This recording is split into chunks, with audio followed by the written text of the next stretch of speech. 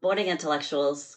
A lot of GovCon firms think that their problem is not speed, not enough bids, not enough tools, but in reality, the problem is usually the opposite: too much motion and not enough truth.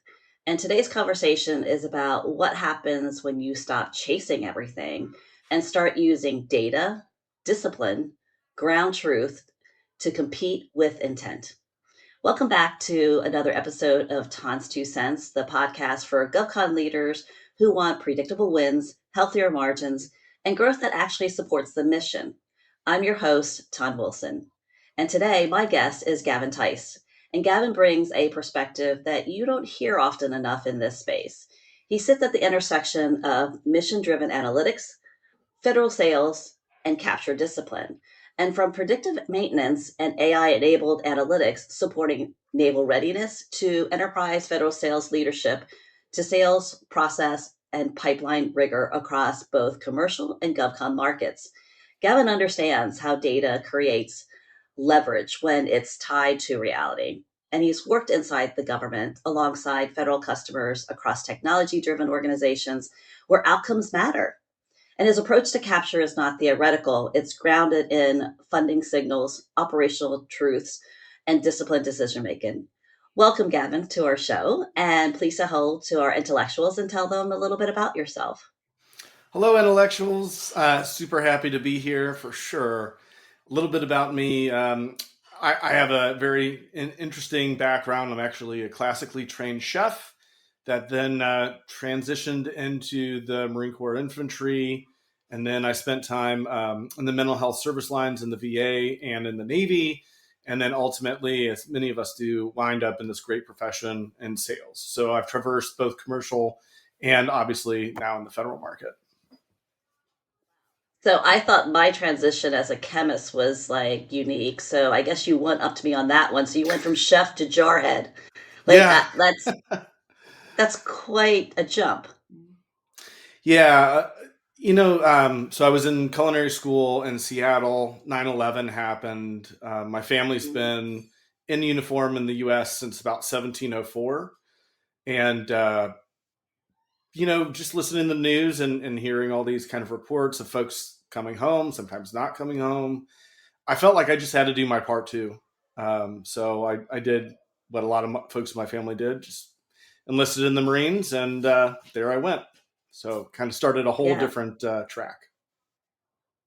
Well, thanks for your service. And I know that a lot of our intellectuals are either vets or they serve or they have family who serve. I know my dad did. So, yeah, military brat right here, present day.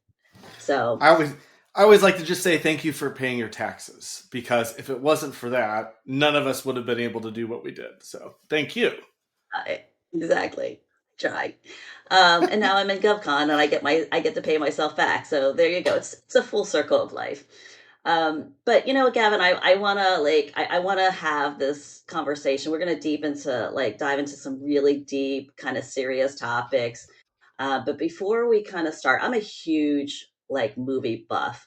And I want to kind of start with like a movie analogy because the environment that we work in, the industry that we work in, sometimes feels like the Fast and Furious movie. It's like the whole franchise. My son is like so into it right now. And a lot of GovCon firms have, have some serious horsepower behind them. Big teams, expensive tools, all the subscriptions, nonstop proposal development. And everyone's just moving so fast. And I know this administration likes to move fast too. But, speed without some understanding of what the track looks like and where you're going just kind of will burn you out and maybe crash and burn at the end too. So, from your perspective, what's the capture version of driving really fast without a map? I'm going to answer this in two ways. The first way is just a really fun thought here. So I don't know how many folks, how many intellectuals out there are familiar with a really cool guy named Rowan Atkinson, who also plays this guy named Mr. Bean. And Yes. Mr. Bean is like this bumbling fool who just, gets caught up in like all kinds of situations. and somehow it comes through them all a little bit, less than perfect. And that's really how I see this like super fast runway that some companies have, and they Mr. Bean their way through it. And now imagine Mr. Bean behind a very powerful car, and he's like goofy and making all of his like typical like facial things, and then he Yeah. sees this like glowing button that says nitrous, and he's like in a parking lot, and he's just like, what is that? He can't stop, right? And Can't he help hits that myself. button. Imagine what that looks like. To me, that's kind of how this plays out. But I'll say also, it's very reminiscent of the commercial sales market, whether enterprise or mid-size or even small. You know, I come from that world, and everything's a hunch. Every now and again, you might Mm, get a breadcrumb. You might meet someone, but ultimately, maybe you find a nice nugget in a 10K about maybe where an organization is going. But, it's a lot of work to just try to find someone and, yeah. and see if they have a problem and see if you can help them solve it. But we're given this gift in GovCon. I can go back to 2002 and tell you every single purchase that the government has made, who made it, what the contracting office was. And we don't have to wonder. So many sub agencies, they offer 5-year plans. We have long range forecasts. We can look at what's coming down 3, sometimes even 5 years down the road. Like, so it's a gift. And I think if we're not using these gifts, like you said, it's just you have no roadmap. Yeah, exactly. And then in some, unlike other industries, we really do kind of have it easy as far as, sometimes you may not know the buyer's motivations and whatnot, but it's very transparent when you work in GovCon. And I think that's one of the things that I really kind of like about it is that you dig deep enough, you ask the right questions, someone will give you that answer, or someone will at least be able to illuminate, or validate some of your assumptions. Mm-hmm. If you just take the time and effort to kind of, do the work, do your homework. So let's just dive into like the segment because there's so many topics that we're going to talk about. So buckle up, Buttercup. It's going to be a fast and furious type of conversation. Let's But go. like our first segment, yeah, exactly, right? Let's get her done here. So busy is not the same as being competitive. And I so agree with that. But a lot of GovCon firms kind of like measure, and some executives too. Y'all know who I'm talking about because I'm talking to you right now, throwing a little shade in certain people's paths. But sometimes they think that progress, is measured by like the number of proposals or like how many, like opportunities you have in your pipeline, and or like how many, milestone briefs that you're doing. And so teams stay busy.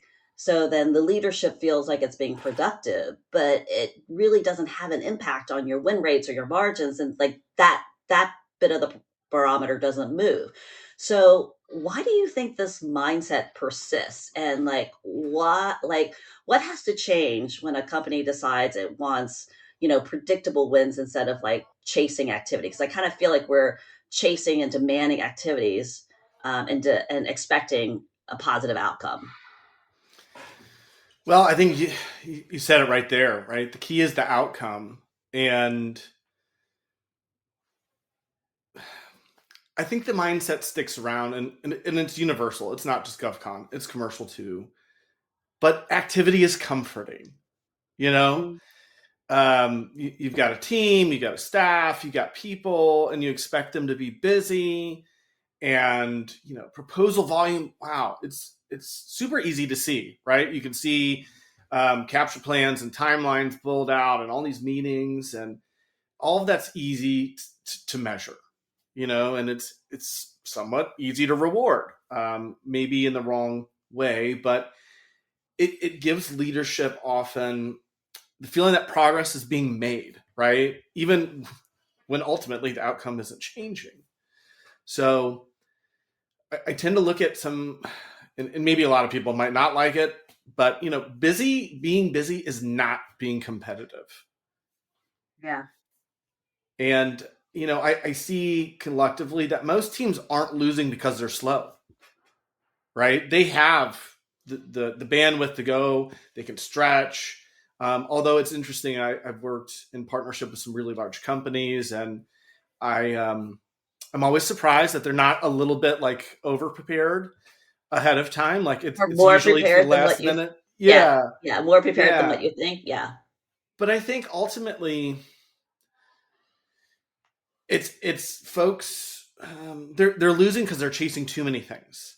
They fit into so many buckets and try to, instead of trying to really focus into a very significant portion of opportunities where maybe they've got a lot of um, really good known relationships or just known products and services that they could be really focusing on.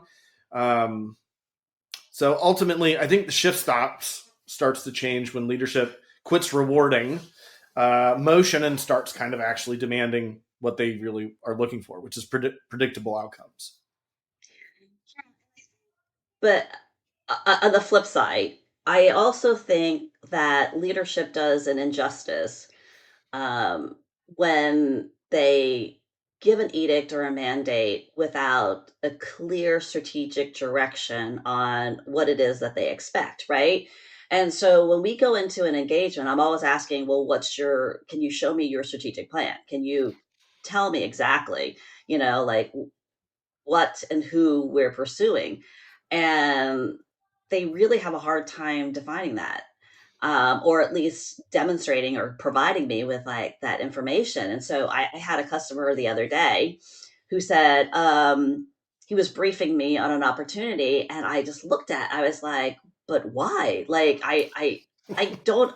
I don't even under. It was one of those things that just totally came out of left field, and I was asking the hard, like, well, why and should you? And like explain to me, like if you, Mr. BD, can't explain to me why we should be bidding something, then there's a flaw, like in your approach. And he goes, well, I was just told by, the executives that I need to bid more. And I was like, holy Jesus, did you just like so the fact that they said bid more, you're just going to kind of throw whatever. And so that's one of those, like I said, like what we're talking about, it's a very reactive, like busy. If I show that I'm busy, or if I show that there's something, for us to consider, then that should appease them. But it's the wrong thing, right? It's like, I don't know. It's like I feel like it's a hamster wheel sometimes with this. Yeah, I it comes down to discipline, right? And a disciplined pipeline and a disciplined management of direction and strategy will trump just busy work and the hamster wheel all day long. Um, as I said before, we have all of this data, and we don't even need tools to purchase it to get it. And it's in the same kind of instance, it's wild to me that when I ask someone, well, who are your top three customers that you're really focusing on? They might say something like, well, the Department of War. And I'm like, well, that's an agency. That's Right. not a sub agency. Like who? And they go, well, so and so and so and so and so and so. And I'm like, well, surely you've got data to back that up. And we're not talking about like nice BD tools. And they go, well, not really. And I said, so how did you come upon this? And they're like, I sell widgets and they buy widgets. I'm like, oh, okay. Well, let's dig a little bit deeper. And then, it's enlightening to see their faces when you're like, well, actually, DLA Aviation is your number one priority. They buy more than anybody. And then you kind of Yeah. go down the list and they're like, oh my gosh, I've spent years looking at the Yeah. wrong You're getting people. the wrong place. Yeah.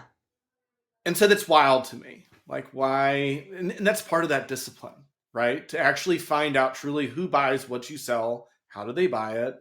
And I've got some really fun things to bring up as we move further along in this conversation Okay. that I Well, think this is is a great interesting. segue into like our next segment, which is like BD without a roadmap, like that missing account plan, right? So Yeah. you've said like many BD teams operate, inside accounts without really understanding the customer, the terrain, the environment.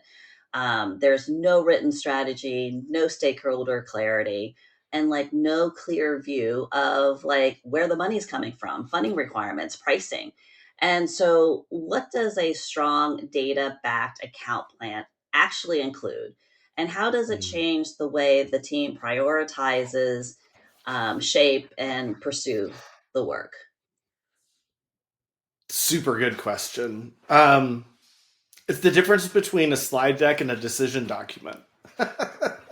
Like we can build like great decks, right? And we're like this and this and this, but it comes down to really you've got to know where the money has been spent. You have to know where it's likely to be spent again. And I mean, that's a little difficult right now. Like being in IT services, or let's say in the topic of digital transformation, like recompetes that are 5 years old from, that are coming due from 2020, 2021, like the technology footprint has changed like wildly.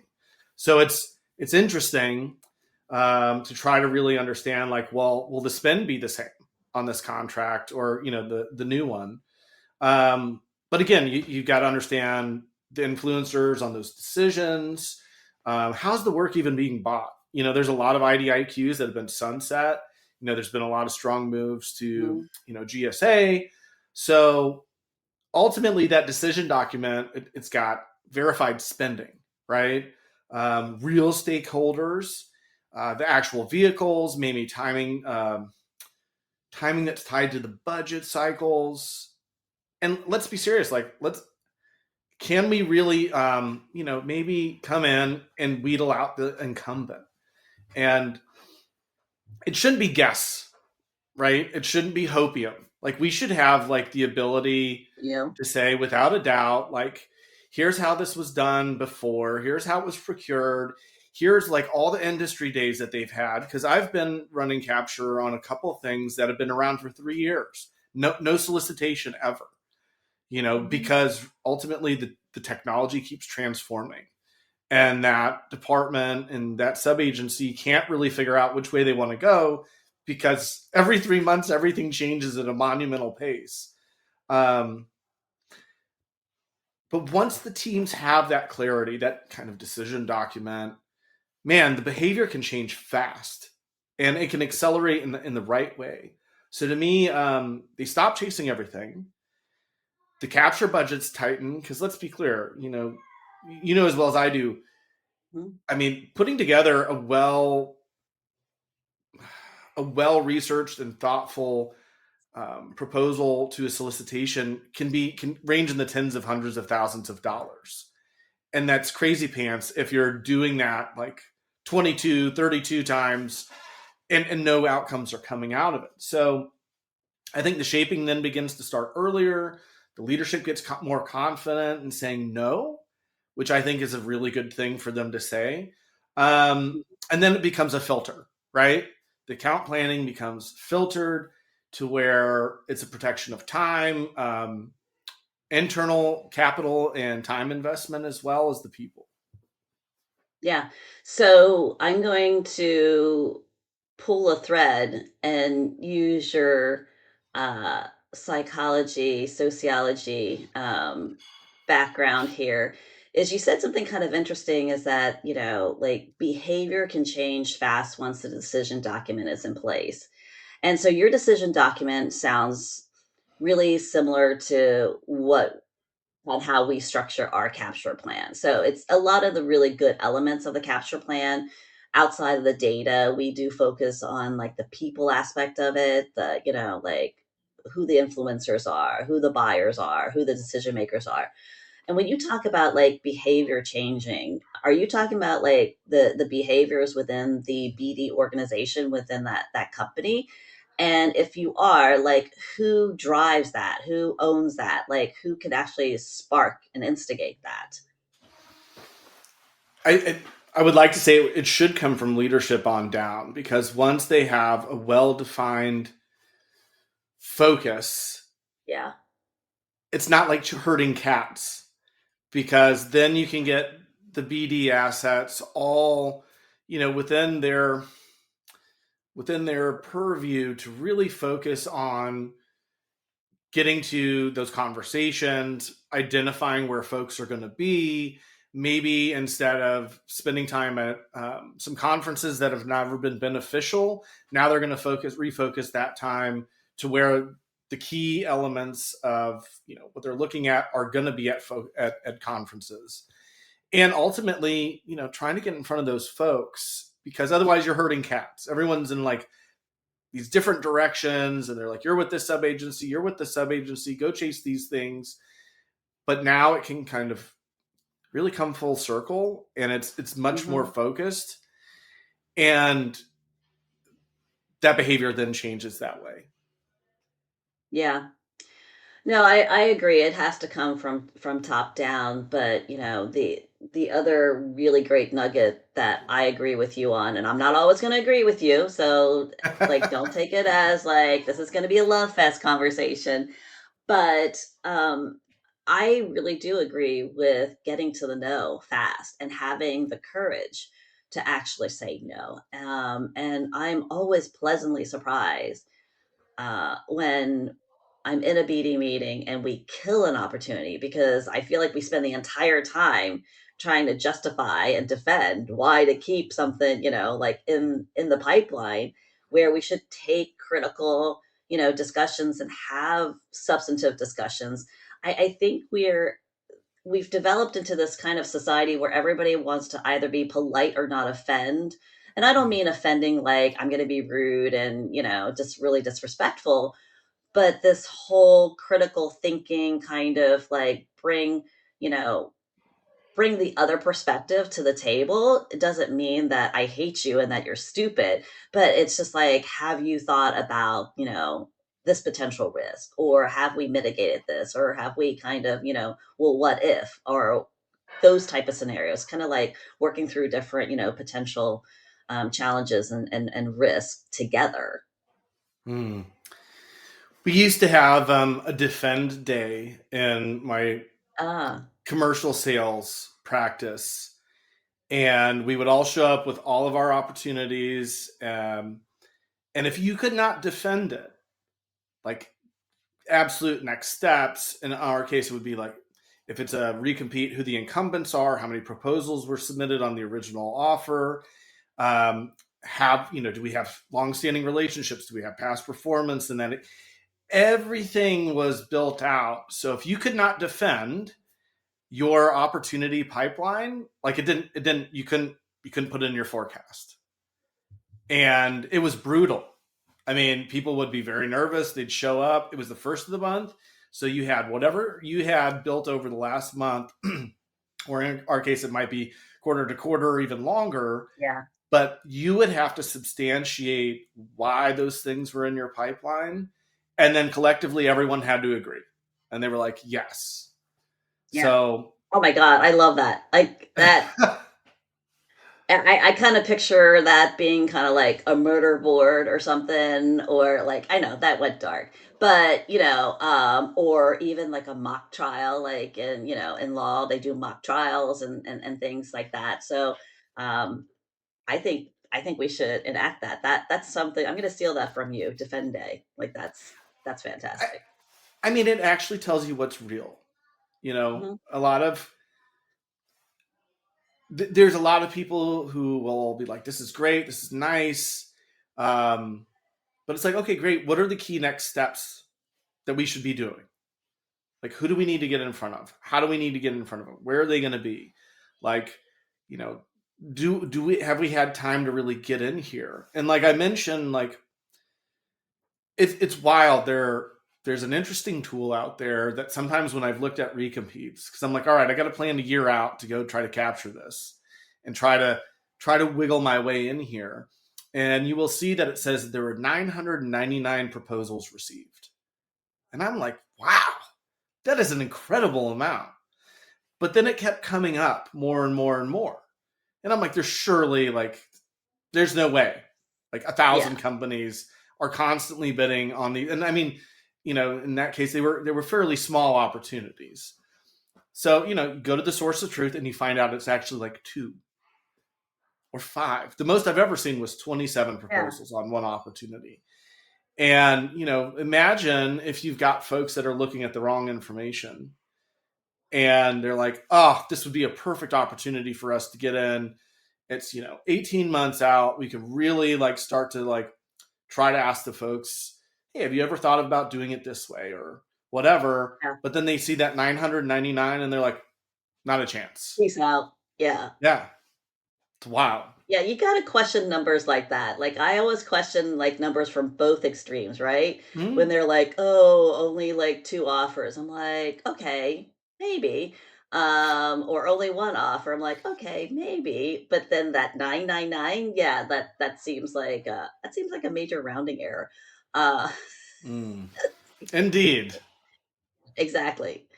So let's segue into our next segment here about creating velocity over time.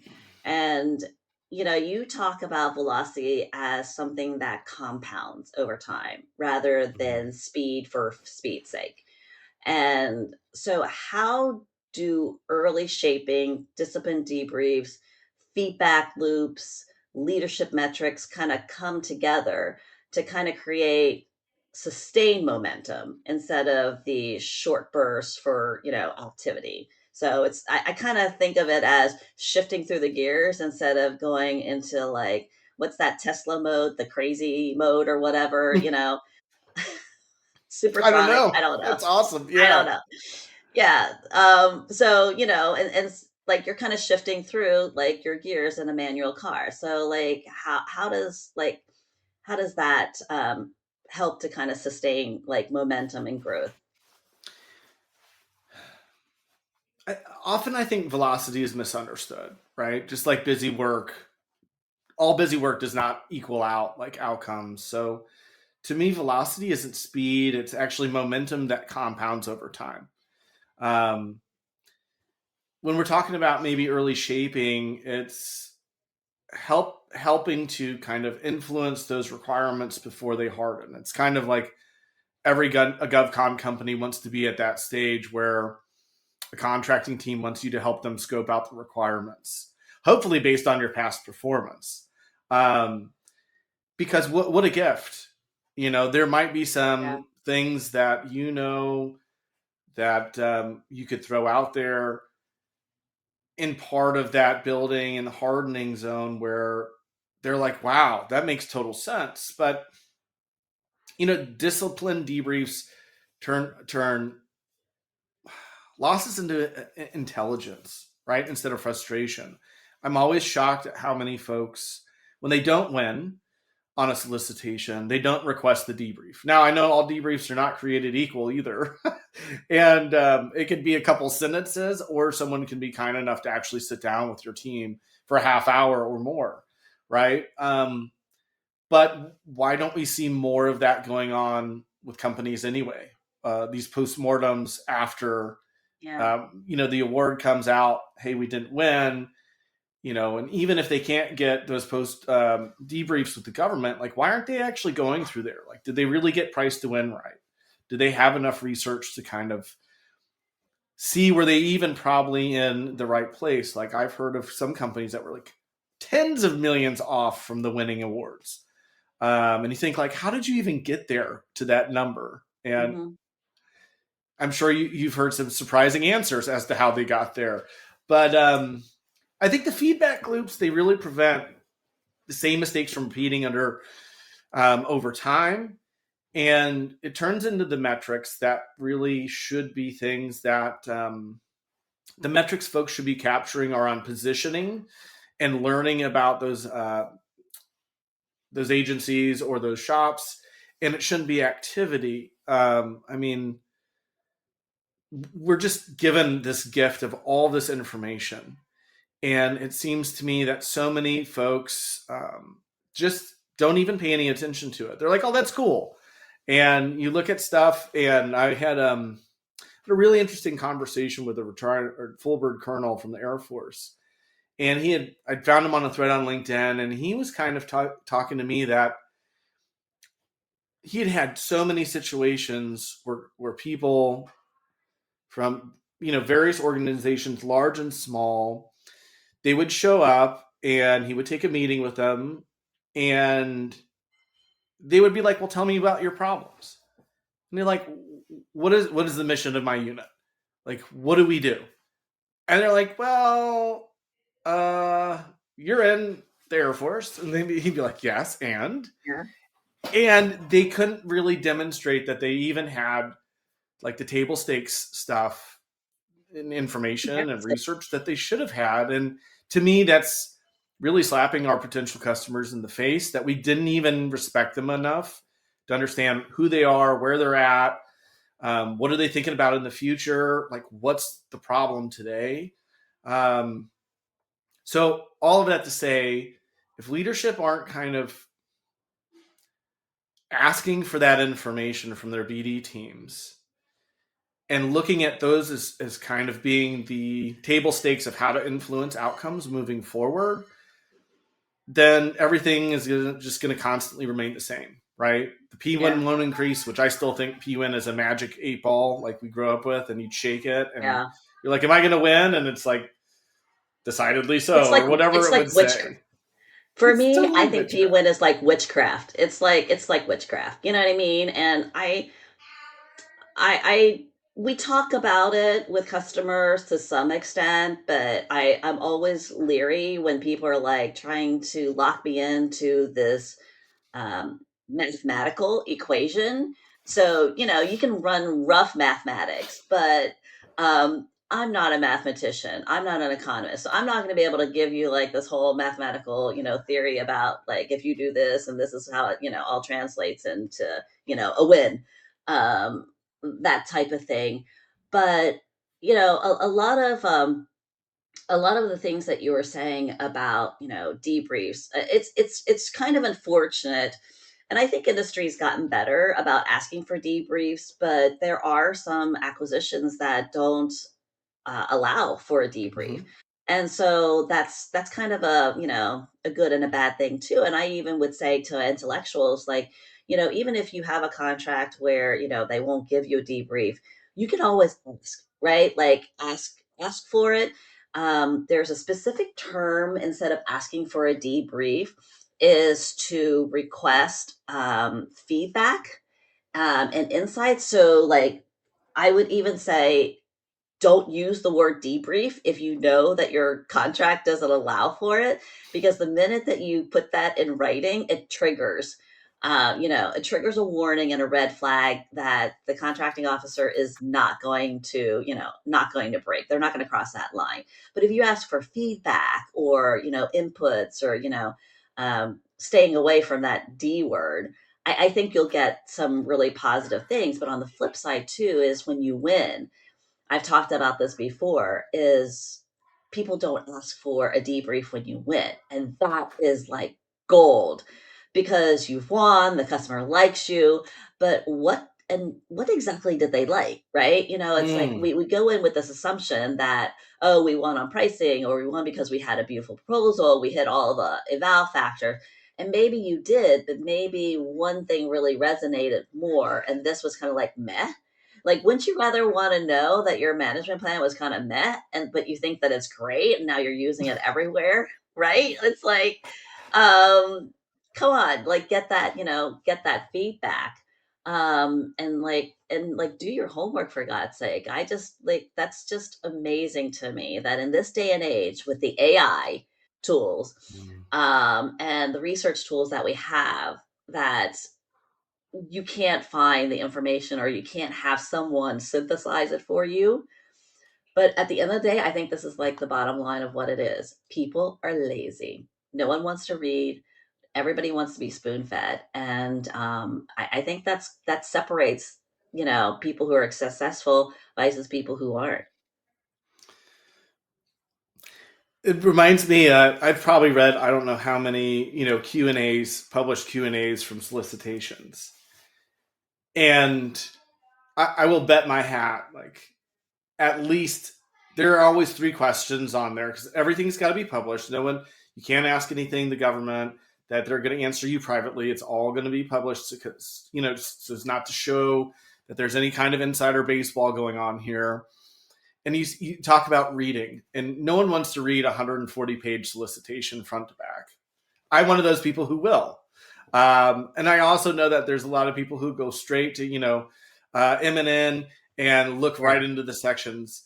But if they really did that, then I wouldn't see so many wasted questions on Q&A about what's the size of the font?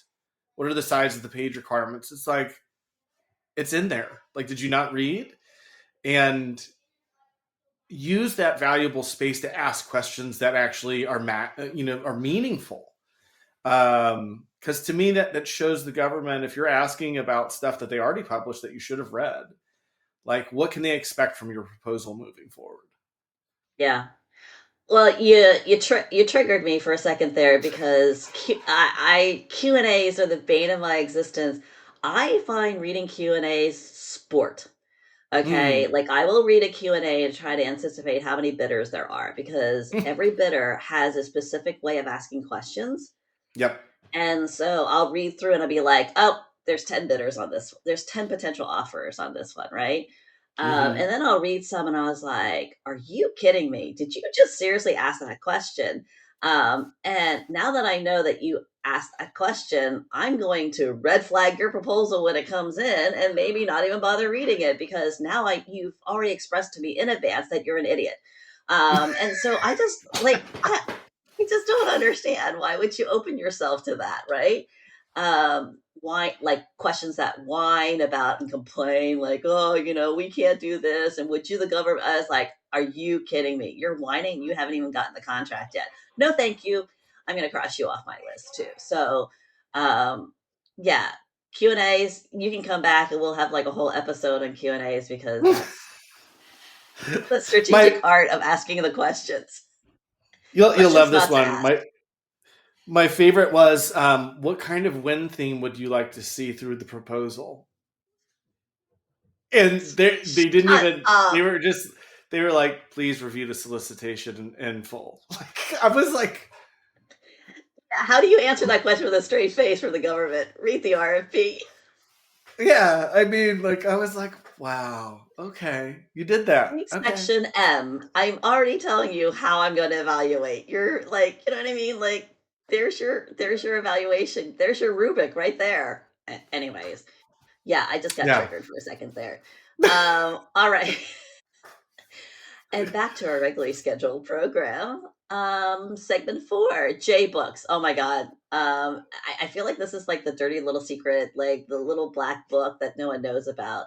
Uh, J books. You're gonna hear today, intellectuals. It is one of the least understood, but most powerful inputs into your capture decision. I'm gonna learn something here today, and so will you.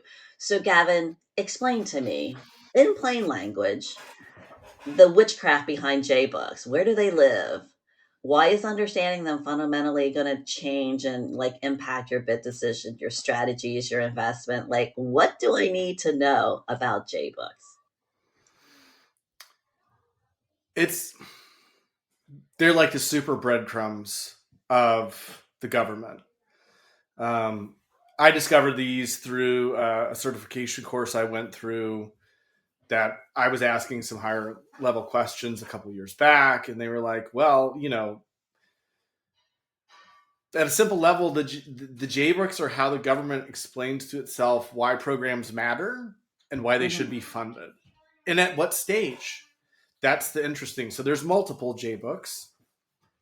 Some of them are directly at the beginning of a program in RDT&E, and some are already all the way through, kind of almost, I wouldn't say the dying years, but are coming to an end. And they live inside the budget process. So your friends at OMB publish these. They're easily able to be found. So this is not a sam.gov kind of situation. You have to go to OMB to read these. In reading these, I would love to see these things printed out because they would have a great thump factor. They've got to be at least 300, sometimes it's more, it's 800 pages long. This is a great place to understand the Control F feature of, because when you download these suckers, it's a lot, and you could read it line for line, but that might drive everyone insane. So Control F is a great part. And really, they show what's supportable, what's delayed, what programs are fragile, and what's really real, right?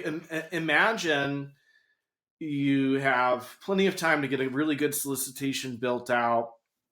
You're trying to understand maybe what the competitive landscape might be. You've looked at some similar like stuff, but wouldn't it be fascinating if there was actually a telltale that told you exactly about how much money is going to that actual program or that effort? And those lie in the J books. And I mean, imagine if you came within, I don't know, $500,000 to $1 million to maybe $5 million, give the government a break, and hopefully you can pay yourself within the budget that they actually had outlined in the J books. Like, imagine you might win more, right? Um, so this knowledge changes everything. What you bid, who you team with, how much you're willing to invest. It's forcing honesty early. And again, it's not hopium. It's not like we think this is going to happen or not, but it actually can help sharpen those behaviors immediately, because as you're walking through these specific relevant programs, you can see who maybe are already the companies working on them. You can see usually they have very good descriptions about what they've actually been able to do in the previous year or previous years, what their expectations are moving forward. And so this is really how I kind of try to form fit BD and try to figure out, like, here's what's real. Here's where the funding Yeah. is. Because who wants to go after non-funded opportunities? Like, that doesn't make any sense. And Apparently so, people do it all the apparently people do it all the time, and I've encountered several like in my history. But you say that they're published at ONB. Like, who mhm. contributes to those? Like, is there, who's responsible for developing this? Is it done collectively as a group? Is it out of a specific office within each of the agencies and subcomponents? Like, um, Yes to content, all of the origin things. story. Oh, Yes, okay. all of the things. So again, there are many different layers of the planning and budgeting process. You have the presidential budget request. You have what's actually going to be appropriated from the appropriators. Obviously, the different branches of the legislation have to kind of, like, we've all heard about earmarks and kind of putting all that into it. Well, all of that kind of just surfaces into these J books. And it's interesting. Like, for example, the IC community, it's all hidden, right? As it should be. We're not able to see, like, where all the funding and things are going. But for those folks in the IC world, if they're looking at certain things, you can start to see how maybe 5 million of this budget is disappearing over here, and this 7 million over here, and, like, you can start to see, like, the money moving into places. Now, I mean, it's way too much to try to compartmentalize to figure out exactly, oh, that's just being moved to this effort. But you can start to get a sense of how well appropriated the kind of IC community is getting funding from.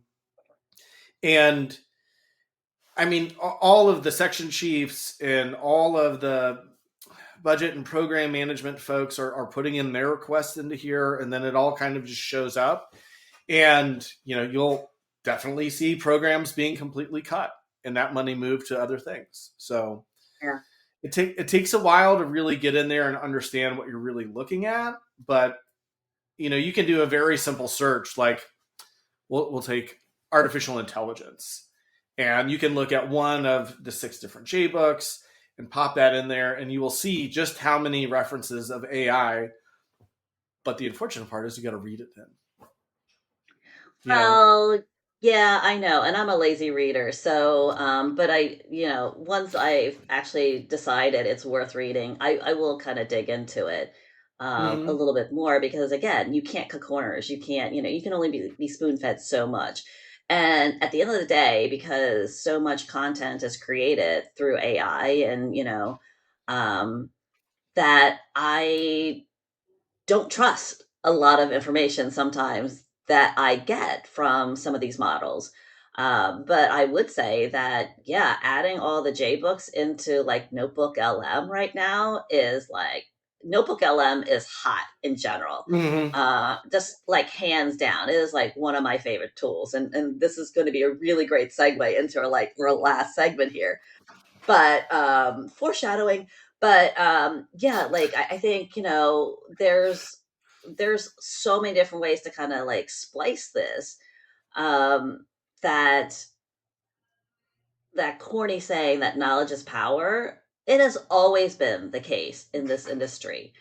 And that's why I love to surround myself with like super wonky people who are so into, certain aspects of GovCon, because then I don't have to be, like 6 feet deep into something. I can just like, like I'll contact my friend Brian Friel, like, and so over at Fed Savvy, it's like Brian, like he's always great for like the hot news and information over there. And we all have our industry experts that we all kind of subscribe to kind of feed us and give us all this information.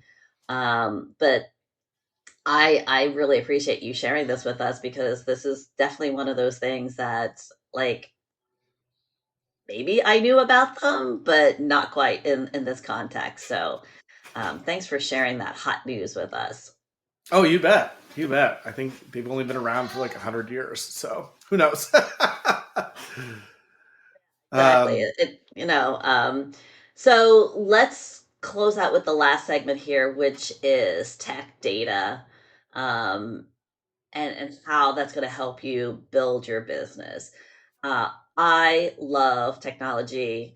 And I know that there are a lot of firms out there that assume like, the sexiest new tools or analytics is going to fix a problem.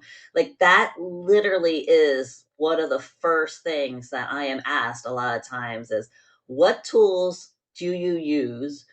And what do you recommend?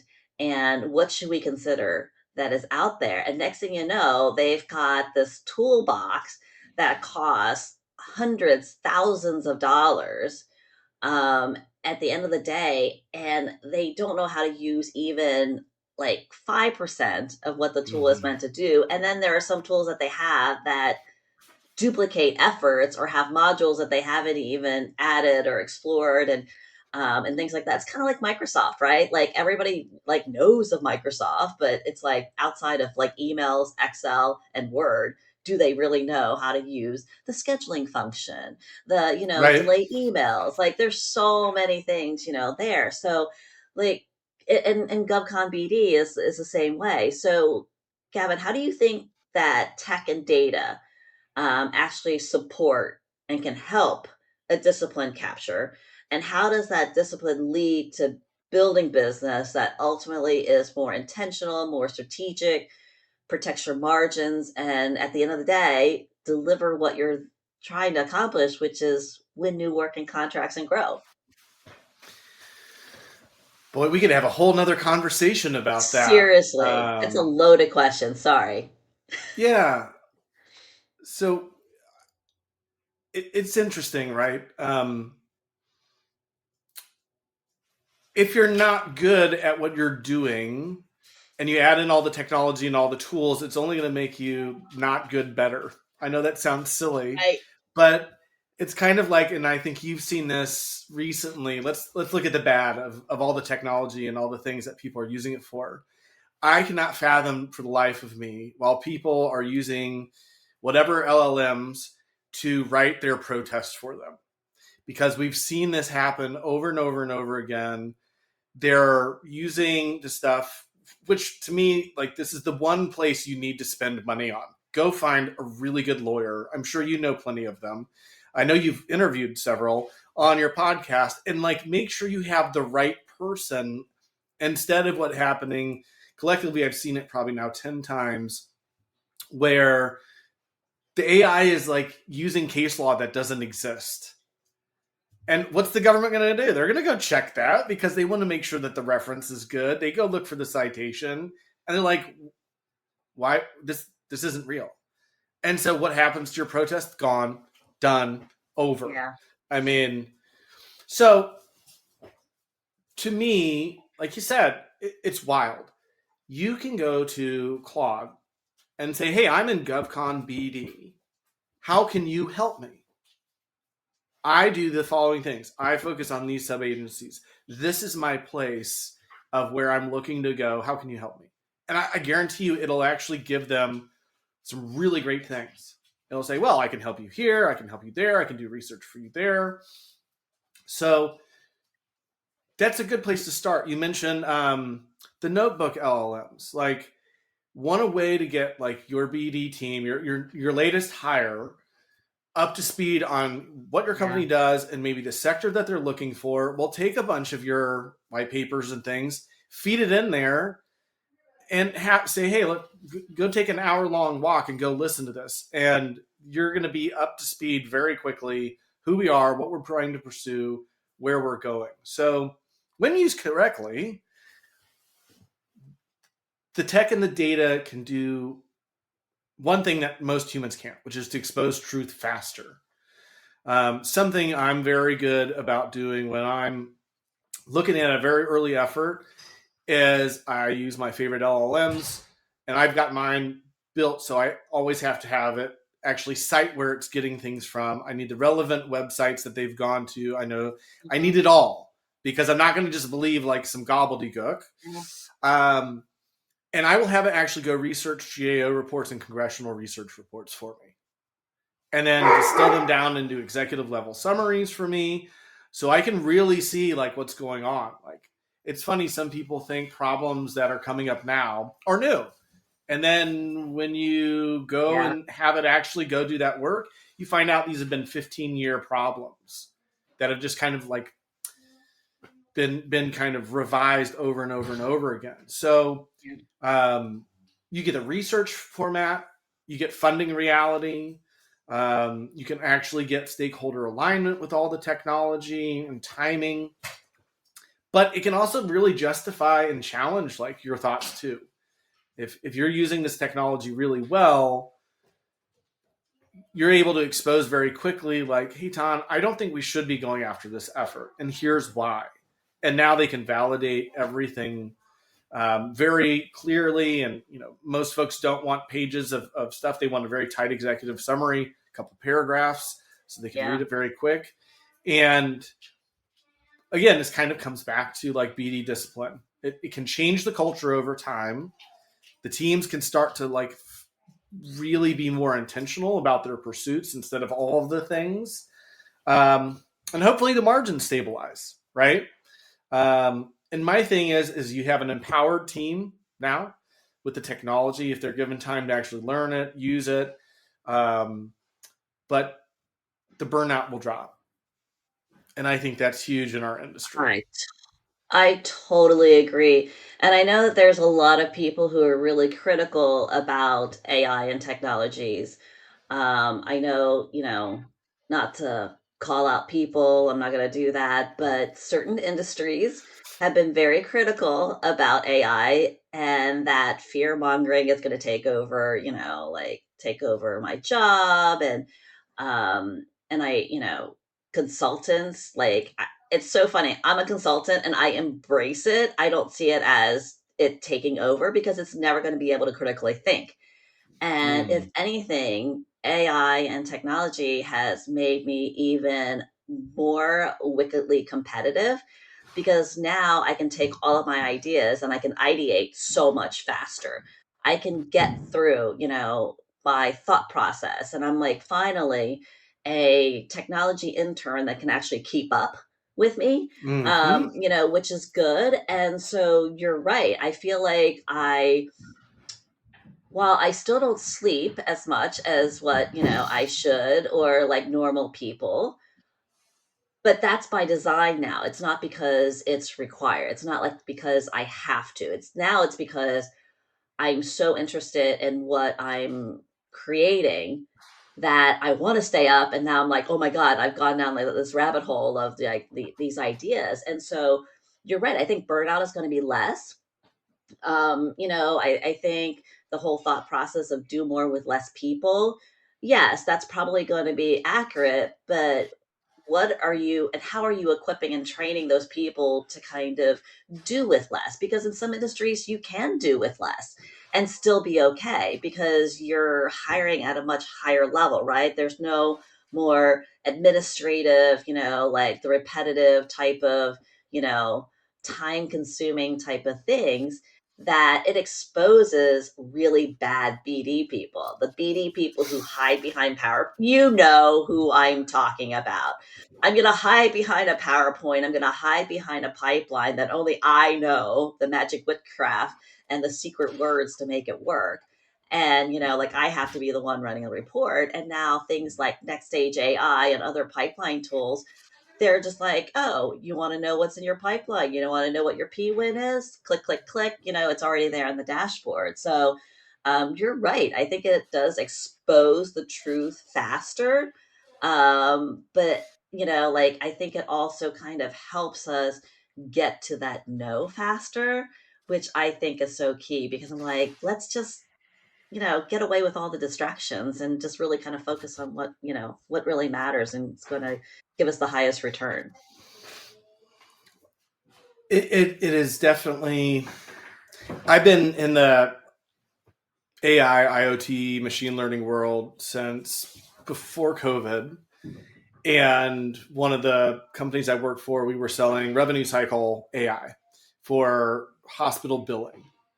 And hospitals traditionally have really good longevity staff. Hmm. And when we would come in, unfortunately, with the wrong kind of talk tracks, they immediately like, you want to replace my entire billing team. They've Yeah. been here for 20 years. They're amazing. Like, and I would always say, no, we want to empower them so they can go back to doing the more humanistic things that they should be doing. And they say, well, like for what? And I'd be like, well, let's just say like all of your billing could be 50% smoother. I wouldn't even talk about like really the big picture. Yeah. And I'd say, so what does that let your billing team now do? And they say, well, they could probably do like more calls to helping people figure out like payment plans and all these different things that they should be getting to, but they can't because they're constantly correcting all these ICD-10 codes. And so when I look at like what's happening in our world, I think we're still in early adopter stage. And I think some companies are like testing the water and they're kind of like doing their thing. And of course, like depending on the organization, the legal nightmares are probably massive. But let's get people back to doing the more human things that they should be doing in their job. I mean, I can download, 5,000 pieces of information from FPDS on a specific contracting team and say the Navy, and I can have AI tell me, like, it can heat map it for me. It can tell me, like, the top Yeah. 10, top 20 primes there, who maybe I should be considering teaming with and why.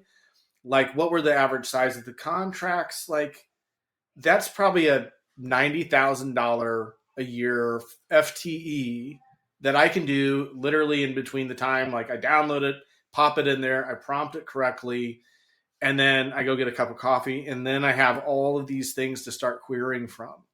Like, that's what we should be using this stuff for. And then, starting to use our brains more to actually think about like what we're going to do next. So I would challenge folks to, you don't go all in, like don't start replacing everything, but learn from some of the really interesting folks that are doing awesome work with AI and see how you can adapt it like stage by stage into your processes and, let free your humans up to do some more of the bigger human tasks. Yeah. What a novel idea, right? Humans being human, doing human tasks. Wow.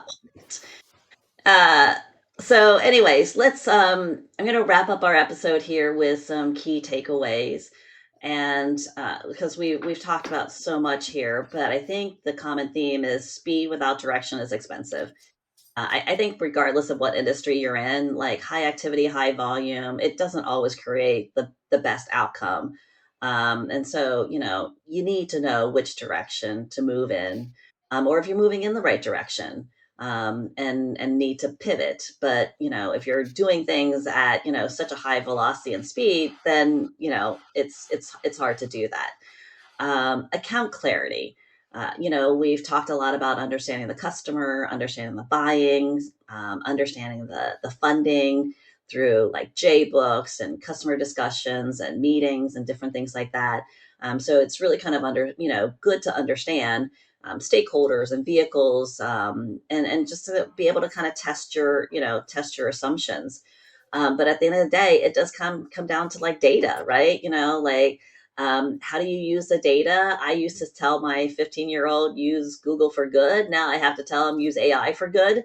And so it's a new technology. It's going to be a whole t-shirt like campaign.